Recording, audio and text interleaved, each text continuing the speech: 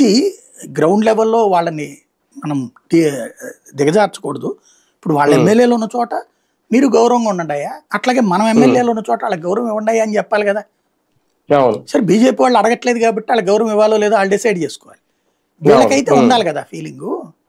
అదే కదా, అవును. అది పోతుంది చివరికి. అది ఏ స్టేజ్కి వచ్చింది, కవ్విస్తే కూడా ఎవడేం చేయలేడులే అనేది వచ్చింది.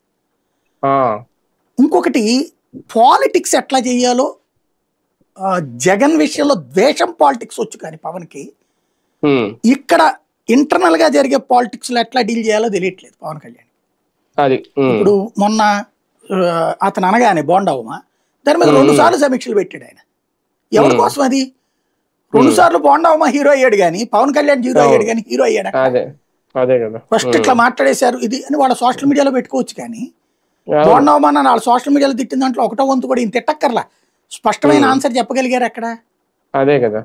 రెండోది ఇప్పుడు గ్రౌండ్ లెవెల్లో అక్కడ ఏం జరుగుతుంది, ఉప్పాడలో చివరికి పవన్ కళ్యాణ్ వచ్చి సమాధానం చెప్పాలని. ఇక్కడ క్రమంగా పవన్ మీద ఒత్తిడి పెరుగుతోంది పబ్లిక్ నుంచి కూడా. ఎందుకు? చంద్రబాబు ఇచ్చిన హామీల్లో నమ్ముంటే కనుక 2019లో గెలిపించేవాళ్ళు.